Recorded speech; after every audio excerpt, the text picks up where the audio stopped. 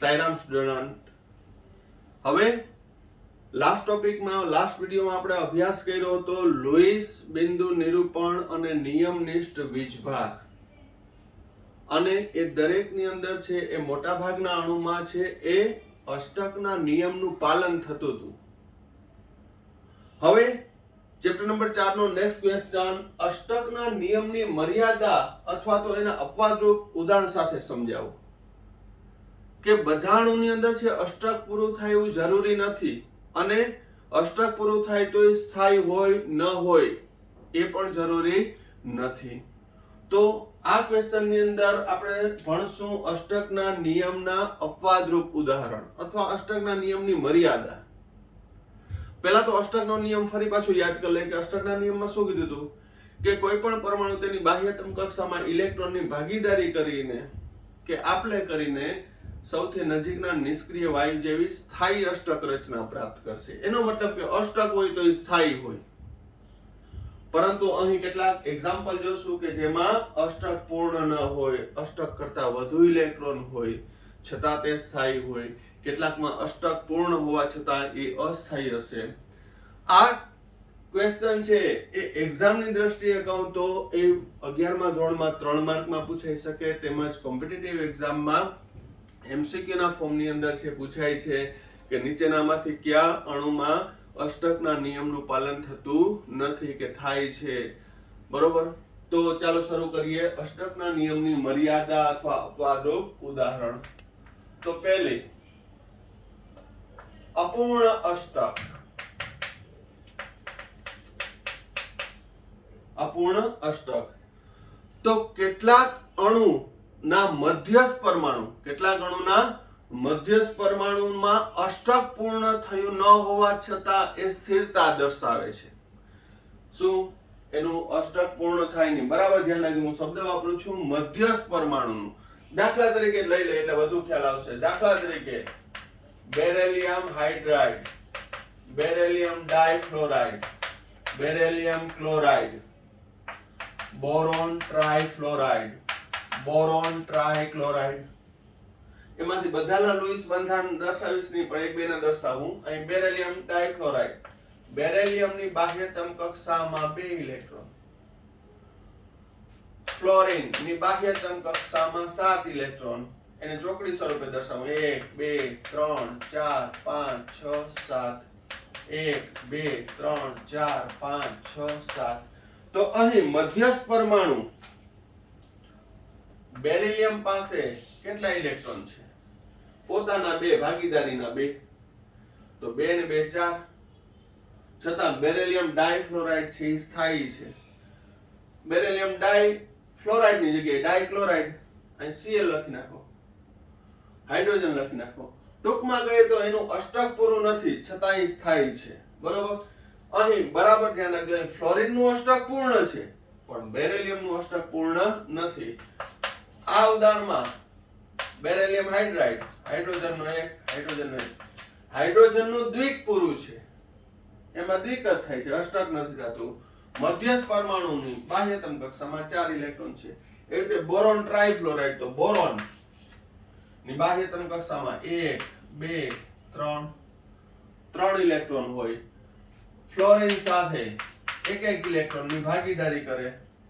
1 2 3 4 5 6 7, 1 2 3 4 5 6 7, 1 2 3 4 5 6 7.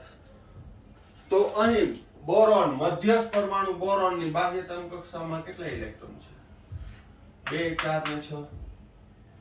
અષ્ટક પૂર્ણ નથી, અપૂર્ણ અષ્ટક છે. છતાં બેરિલિયમ ટ્રાઇફ્લોરાઇડ, બેરિલિયમ ટ્રાઇક્લોરાઇડ એ સ્થાયી છે.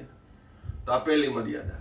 તો અહીં આ બધા એક્ઝામ્પલ કેવા છે? અપૂર્ણ અષ્ટક ધરાવતા છે કે જેમાં મધ્યસ્થ પરમાણુનું અષ્ટક પૂર્ણ નથી. કેટલાક એક્ઝામ્પલ એવા છે કે એકી સંખ્યામાં ઇલેક્ટ્રોન ધરાવતા હોય. એમાં ઉદાહરણ લાવું હું NO2, NO અને NO2. આ બંનેમાં નાઇટ્રોજન છે મધ્યસ્થ પરમાણુ, એ એકી સંખ્યામાં ઇલેક્ટ્રોન ધરાવે તો ત્યાં અષ્ટકનો તો સવાલ જ નથી, કારણ કે અષ્ટક છે એ બેકી સંખ્યાનું છે. અહીંયા લોઈસ બિંદુ નિરૂપણ જોઈએ. નાઇટ્રોજનની બાહ્યતમ કક્ષામાં 1 2 3 4 5, ઓક્સિજનની બાહ્યતમ કક્ષામાં 1 2 3 4 5 6 7 6 બે ઇલેક્ટ્રોનની ભાગીદારી કરે તો ઓક્સિજનનું અષ્ટક પૂરું થાય છે. જો 1 2 3 4 5 6 7 8, પણ નાઇટ્રોજનમાં જો 2 ને 2 4 ને 2 6 ને 1 7, સપ્તક પૂરું થયું, અપૂર્ણ અષ્ટક. બરોબર. તો કહેવાનો મતલબ અહીં ઓક્સિજન છે આની અંદર નહીં આવે, એટલે એ થોડોક સુધારો કરજો. ઓક્સિજનનું ઇલેક્ટ્રોન યુગ્મ અહીં આવશે નહીં. બરોબર. કારણ શું? તો અહીંયા 9 ઇલેક્ટ્રોન થઈ જશે. પરંતુ થોડુંક આ જ ચેપ્ટરમાં આવશે. આનું બીજું બંધારણ દર્શાવું. નાઇટ્રોજન ડબલ બોન્ડ ઓક્સિજન, એનું સંસ્પંદન બંધારણ. નાઇટ્રોજન ડબલ બોન્ડ ઓક્સિજન, આ નાઇટ્રોજનનું અયુગ્મિત ઇલેક્ટ્રોન, એને હું અલગ હાઇલાઇટ કરું છું. ઈ સંસ્પંદન હશે. આ ઓક્સિજન પાસે આવીએ, વળી પાછું આમ આવીએ. એટલે અહીં બરાબર ધ્યાન રાખજો. આ તમને આ ચેપ્ટરના એન્ડમાં એક પોઈન્ટમાં કામ આવશે. અહીં કુલ કેટલા ઇલેક્ટ્રોન, વચ્ચેના સંયોજકતા ઇલેક્ટ્રોન 1 2 3 4, અને આ ઇલેક્ટ્રોન બંનેની વચ્ચેનું કોમનનું, તો 4 બંધકારક વત્તા આ અબંધકારક, ઈ બેયની વચ્ચેનું, એટલે કુલ 5 ઇલેક્ટ્રોન. 5 ઇલેક્ટ્રોન બંધમાં ભાગ લે, અને 5 ઇલેક્ટ્રોન બંધમાં ભાગ લે ને એટલે એનો બંધ ક્રમાંક થાય. બંધ ક્રમાંક 2.5 થશે. આ યાદ રાખજો, પણ અત્યારે નહીં, તમને ખ્યાલ આવે. 2 ઇલેક્ટ્રોન હોય તો એક બંધ, 4 ઇલેક્ટ્રોન હોય તો દ્વિબંધ, 6 ઇલેક્ટ્રોન હોય તો ત્રિબંધ. જેટલા ઇલેક્ટ્રોન હોય એના અડધા કરો, ભાગીદારીના જેટલા ઇલેક્ટ્રોન હોય એના અડધા કરો. બરોબર. તો 4 ઇલેક્ટ્રોનની ભાગીદારી છે, 4 ઇલેક્ટ્રોન છે બંધકારક, તો દ્વિબંધ કહેવાય. એક ઇલેક્ટ્રોનની ભાગીદારીથી 2 ઇલેક્ટ્રોન 2 ભાગ્યા 1 એટલે એક બંધ કહેવાય. બરોબર.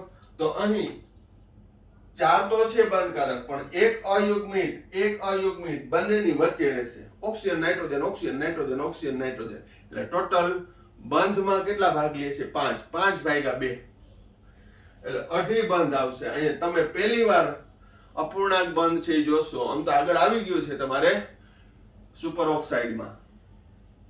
બરોબર. પણ એ બંધ ક્રમાંક કેટલો આવશે? 2.5, જે આગળ જતા કામ આવશે. આ ચેપ્ટરના અંત સુધીમાં દરેક કોન્સેપ્ટ છે ક્લિયર થઈ જશે, ખાસ કરીને અણુના બંધારણ વિશેના. તો આ વાત થઈ અપૂર્ણ અષ્ટક ધરાવતા હોય એકી સંખ્યામાં. એમાં NO નું ઉદાહરણ લીધું, હમણાં જ NO2 નું પણ આપણે દર્શાવ્યું હતું. 1 2 3 4 5 6, 1 2 3 4 5 6. નાઇટ્રોજન પાસે 2 4 6 7 સપ્તક પૂરું થાય છે. બરોબર. આમાં 7 ઇલેક્ટ્રોન છે મધ્યસ્થ પરમાણુ નાઇટ્રોજન પાસે. આમાં પણ કેટલા છે? 7. તો કહેવાનો મતલબ એ છે કે અહીં અષ્ટક પૂરું નથી, છતાં એ અણુ સ્થાયી છે. બરોબર. ત્યારબાદ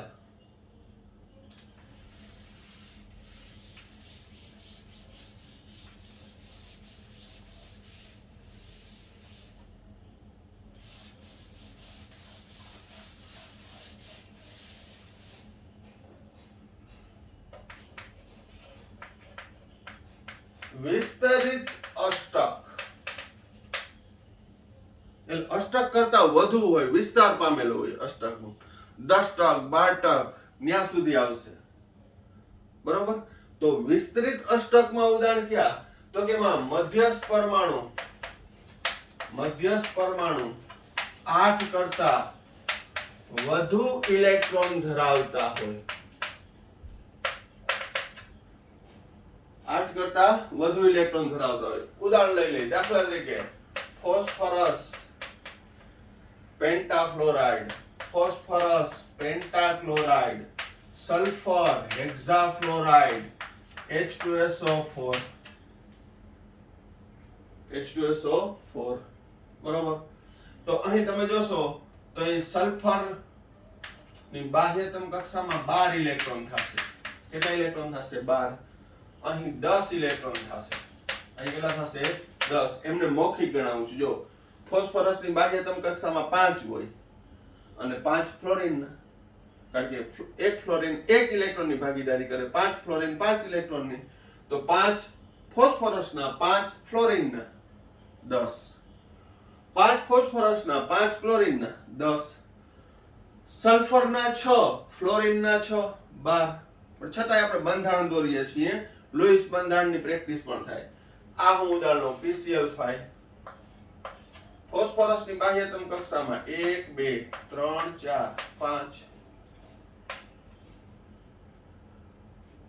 ક્લોરીન 1 2 3 4 5. ક્લોરીન ને હું અલગ કલરથી દર્શાવું. 1 2 3 4 5 6 7. એકની ભાગીદારી 1 2 3 4 5 6 7. 1 2 3 4 5 6 7. 1 2 3 4 5 6 7. 1 2 3 4 5 6 7. ફોસ્ફરસની બાહ્યતમ કક્ષામાં ભાગીદારી સહિતના ઇલેક્ટ્રોન ગણશો 8 કરતા વધુ છે, 10 છે, 10% પૂરું થાય છે. બરોબર. છતાં સ્થાયી છે. હવે તમે જોશો સલ્ફરનું આપણે લઈ લઈએ. સલ્ફરની બાહ્યતમ કક્ષામાં 1 2 3 4 5 6,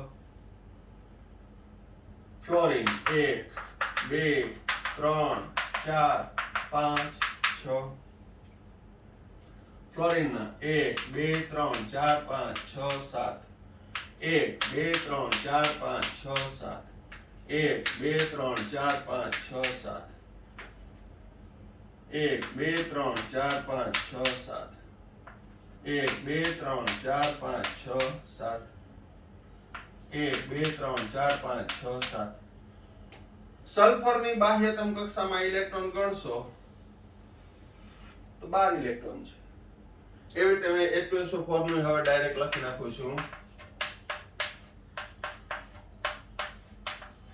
આપણે હમણાં જ આના પહેલાના વિડીયોમાં ભણી ગયા. 4 8 10 ને 12. તો સલ્ફર માં અહીંયા 12 ઇલેક્ટ્રોન ધરાવે, અહીંયા 12 ઇલેક્ટ્રોન ધરાવે. અષ્ટકનું મિશ્રણ 8 કરતા વધુ છે, છતાં છે સ્થાયી છે. તો હવે આવું શા માટે બને છે, સાથે સાથે એ પણ સમજતા જઈએ. બરોબર. હું એક એક્ઝામ્પલ દ્વારા, અહીંયા PCl5 ના એક્ઝામ્પલ દ્વારા સમજાવીશ. અહીં SF6 નું ઈ તમારે હોમવર્કમાં કરવાનું છે. એ હું જે રીતે સમજાવું એ રીતે યાદ રાખજો. PCl5 માં હું સમજાવું છું, SF6 માં તમારે સમજાવવાનો પ્રયત્ન કરવાનો છું. નહીંતર નેક્સ્ટ પીરિયડ ની અંદર છે હું સોલ્યુશન આપી દઈશ, પણ પ્રયત્ન કરવાનો છે. શા માટે આવું થાય મિશ્રણ, બરાબર ધ્યાન રાખજો.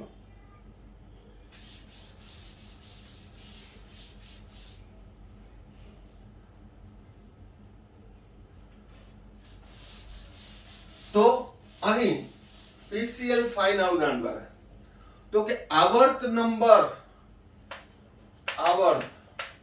3 અને પછીના આવર્તમાં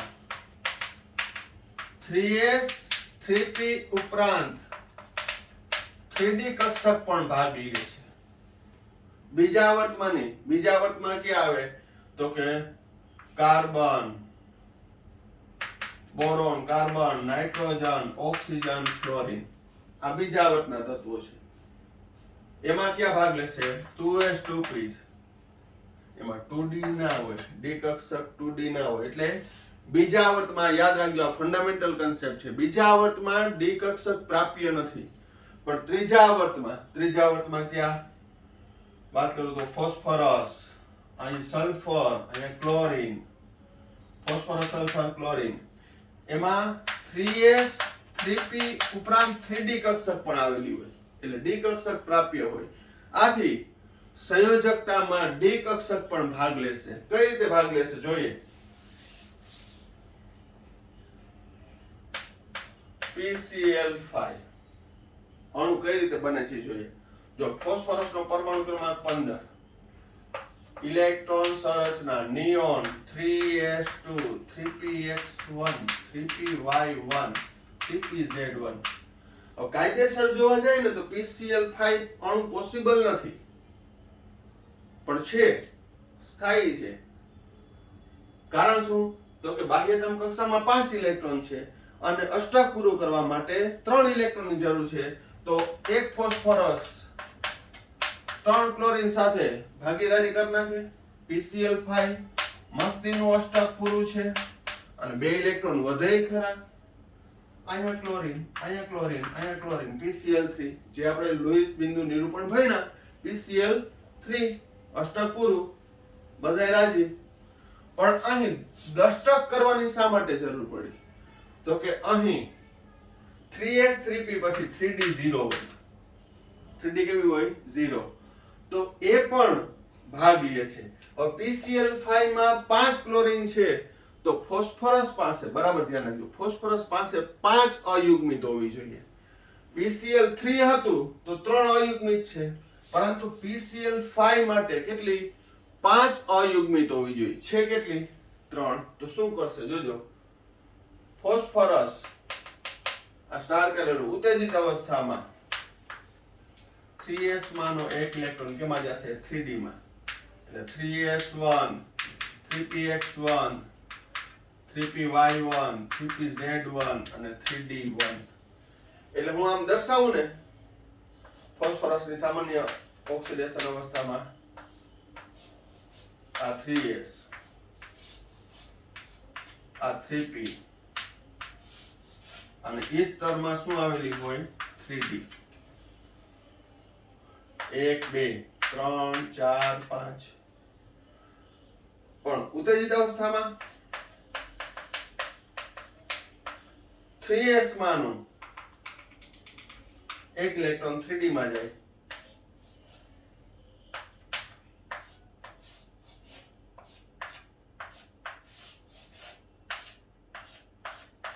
એક બે ત્રણ ચાર પાંચ, 1 2 3 4 5. 3s માં 1, 3px 3py 3pz 3d. કેટલા અયુગ્મિત છે? 5 અયુગ્મિત.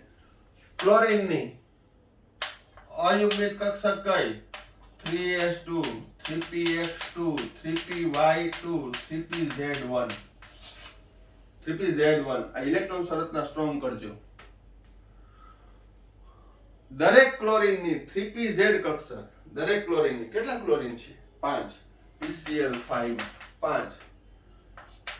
એક ક્લોરીન, બીજો ક્લોરીન, આ ત્રીજો ક્લોરીન, ચોથો ક્લોરીન, પાંચમો. તો કેટલા બંધ બનાવ્યા ફોસ્ફરસ સાથે? 1 2 3 4 અને 5. કાઈ મૂંઝાવો નહીં, બધાય અણુના આકારે આવશે, કઈ રીતે અણુ રચના થાય છે એ પણ આવશે, જેમાં મેં સમજાવી એમ. ફરીથી સમજી લઈએ કારણ કે થોડુંક નવું છે. PCl5 અણુમાં ફોસ્ફરસની બાહ્યતમ કક્ષામાં, સંયોજકતા કક્ષામાં 10 ઇલેક્ટ્રોન છે, 8 કરતા વધુ છે. શા માટે એવું પોસિબલ બન્યું? મેં અહીં ઉદાહરણમાં NCl5 કાને લખ્યું? તો NCl5 પોસિબલ નથી, કારણ કે નાઇટ્રોજન છે, નાઇટ્રોજન એ કયા આવર્તમાં આવે છે? બીજા આવર્તમાં. અને બીજા આવર્તમાં ડી કક્ષક પ્રાપ્ય નથી, અવેલેબલ નથી. પરંતુ ત્રીજા આવર્ત અને પછીના આવર્તમાં 3s 3p ઉપરાંત 3d હોય. ચોથા આવર્તમાં 4s 4p અને 4d હોય. પાંચમા આવર્તમાં 5s 5p અને 5d હોય. પણ બીજા આવર્તમાં 2s 2p જ હોય, 2d પોસિબલ નથી. એટલે બીજા આવર્તમાં રહેલું તત્વ નાઇટ્રોજન છે, એમાં NCl5 શક્ય નથી. બહુ ડિટેલમાં છે, મેં તમને કીધું કે આ દરેક વસ્તુ આવી જશે, પણ હું ગાગરમાં સાગર સમાળવાનો પ્રયત્ન કરું છું. પણ એના માટે સપોર્ટ પણ તમારો જ જોઈએ. તમારે એને વધુ ગ્રાસ્પિંગ, વધુ અન્ડરસ્ટેન્ડિંગ, વધુ સિરિયસલી લેવાનું. 45-50 મિનિટનો વિડીયો હોય તો એવું નહીં કે 10 મિનિટ જોઈને પછી પોઝ કરીને ચક્કર મારી આવ્યા, નાસ્તો પાણી કરી આવ્યા. કન્ટિન્યુ કોન્સ્ટન્ટ તમારે જે તે વિડીયો છે લર્ન કરવો પડે. બરોબર? તો અહીં ફોસ્ફરસ છે એ ત્રીજા આવર્તનું છે. ત્રીજો આવર્ત 15મો સમૂહ. તેમાં 3s 3p અને 3d પણ હોય. આથી ફોસ્ફરસની 5 અયુગ્મિત ઇલેક્ટ્રોન પ્રાપ્ત કરવા માટે 3s માંનો એક ઇલેક્ટ્રોન 3d માં જશે. બરોબર? એના આધારે ઘણું બધું આવશે, સંકરણ આવશે, sp3d ની ઘણી ડિટેલ, બહુ મજા આવ્યા રાખશે. પણ મજા લ્યો તો સિરિયસલી અભ્યાસ કરો તો મજા આવશે. કે 5 અયુગ્મિત થઈ ગયા તો 5 અયુગ્મિત સાથે 5 ક્લોરીનની અયુગ્મિત ઇલેક્ટ્રોન ધરાવતી કક્ષકોમાં ભાગીદારી થાય PCl5. અને એવી રીતે હોમવર્કમાં તમારે SF6 સલ્ફર હેક્સાફ્લોરાઇડ નું સમજાવવાનું છે. આટલું જ કે એમાં 6 બંધ કેમ. બરોબર? બાકી તો છે એ સલ્ફર ની અંદર 6 દુ 12 ઇલેક્ટ્રોન કેમ, અહીંયા 10 ઇલેક્ટ્રોન, 2 4 6 8 10 એવી રીતે એમાં 12 આવશે. પણ એ હોમવર્ક માં તમારે કરવાનું છે. અને પ્રથમ પ્રયત્ન જે સંપૂર્ણ સાચું બતાવનાર છે એ પણ ઇન્ટેલિજન્ટ ઓફ ધ ડે માં કન્સિડર કરીશ. બરોબર? પેલા આટલું જોઈ લ્યો.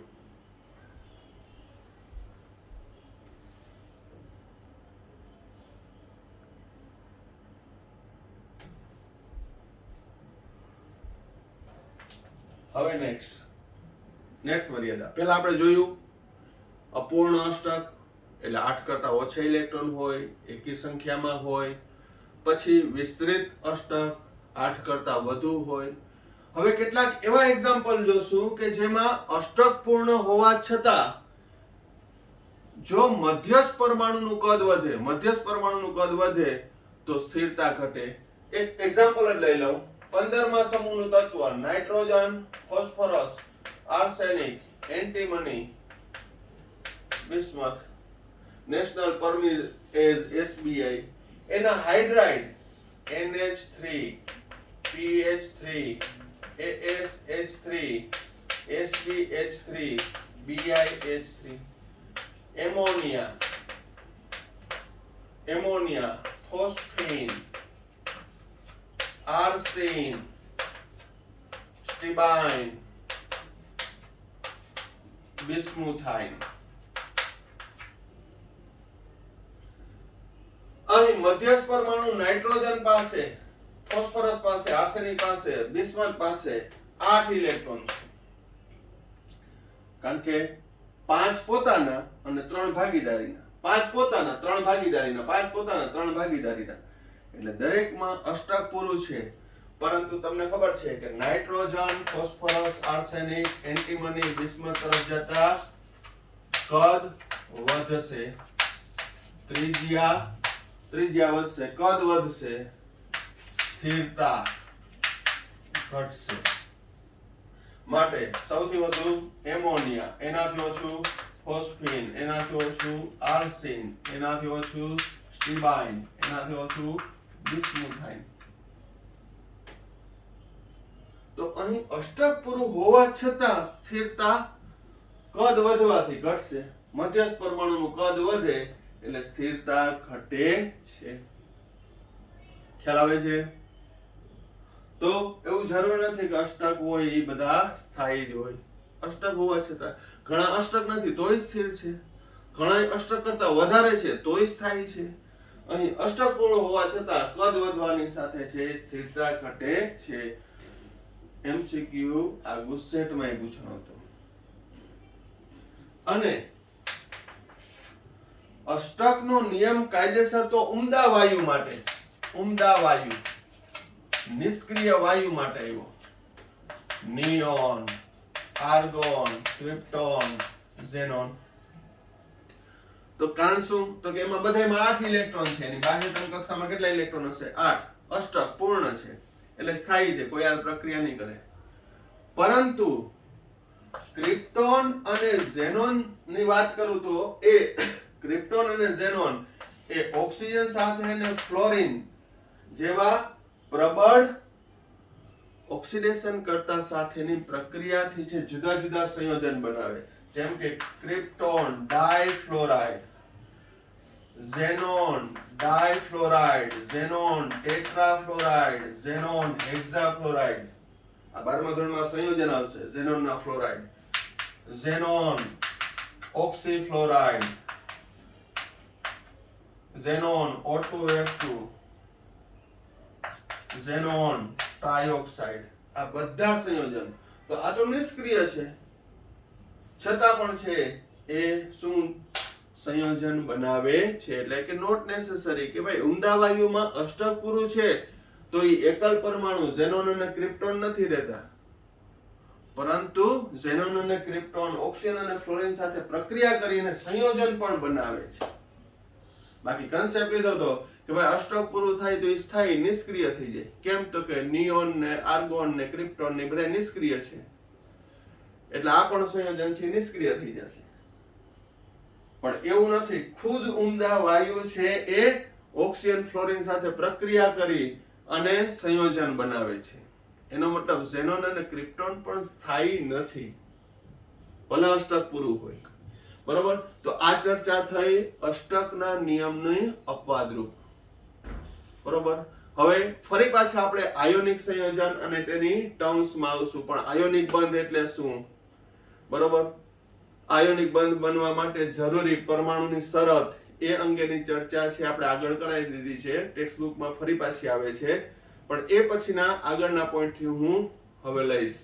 બરોબર. બાકી આયોનિક બંધ એટલે શું એની વ્યાખ્યા ફરી પાછું રિફર કરી લેજો.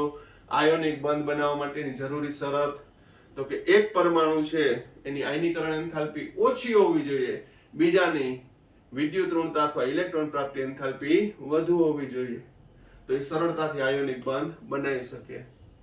બરોબર. તો એ આયોનિક બંધનું કારણ કે આપણે ટેક્સ્ટ બુક મુજબ દરેક પોઈન્ટ લઈએ છીએ, પણ એ સેલ્ફ પ્રિપેર કરી નાખજો. આપણે સ્ફટિક લેટાઇસ, સ્ફટિક જાળી રચના શું છે, NaCl ની આકૃતિ દોરી અને આગળનો ટોપિક વધારશું. બરોબર. તો આ વિડીયોમાં આપણે અહીં સુધી રાખીએ છીએ. Thank you. સાઈરામ. આગળના પહેલાના જ વિડીયોમાં ઇન્સ્ટન્ટ આપેલું છે અને આજના વિડીયોમાં SF6 એ બંને મને સાથે બતાવવાનું છે અને નેક્સ્ટ વિડીયોમાં એનું સોલ્યુશન બનાવીશ. ઓકે. Thank you. સાઈરામ.